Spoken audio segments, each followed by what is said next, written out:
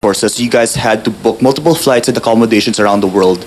Isn't it plausible to just send the specialists over to our country because you guys really didn't contend the issue that we don't have the facilities over here? There are no facilities here, and that's part of the certification from St. Luke's. No, but let's push that further. May kakayanan kayo, Len, halimbawa, dalhin dito lahat itong mga equipment, itong mga specialista. Wouldn't you take that as an option? Alam mo, Boy, kasama yan sa pinag-usapan namin, no? Kumuha nga ng 1 oras na appointment, hirap na hirap kami. Ano pa yung papupuntahin namin sila dito ng 1 linggo? Subukan nila. Kung halimbawa po, hindi What's your name? Jean from UST.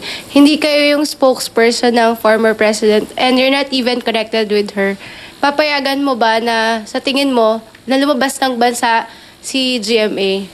Ako kasi, ang bottom line sa akin, ang karapatan sa saligang batas.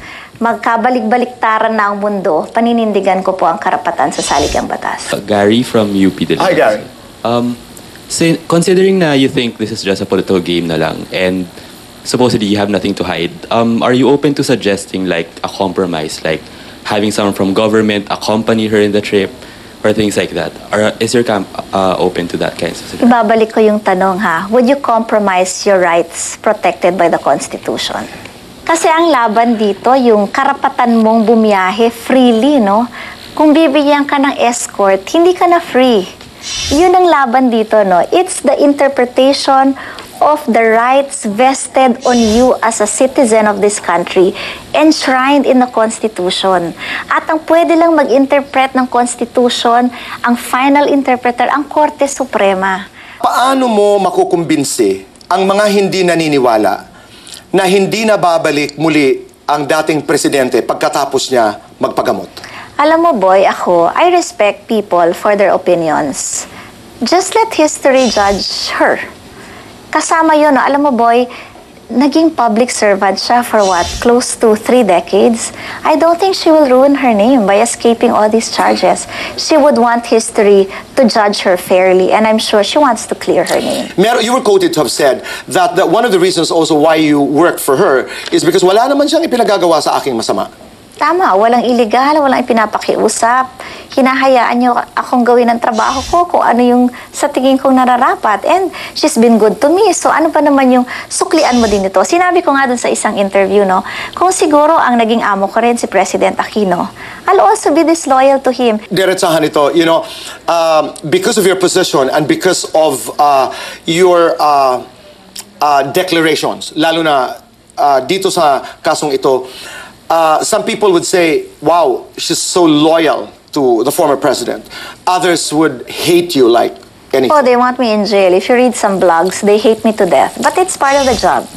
As long as alam ko na malinis ang konsensya ko, Boy, kaya kong harapin ang mga anak ko, ang asawa ko, kaya kong tingnan ang sarili ko sa salamin tuwing umaga, I'm at peace with my God. Wala akong kinatatakutan, Boy. Ma'am, I'm Nicole from the UP Debate Society. Paano pag tumating yung time na prove na guilty talaga si former president? Will you still be disloyal to her? Would you still support her katulad ng ginagawa niyo right now? Oo.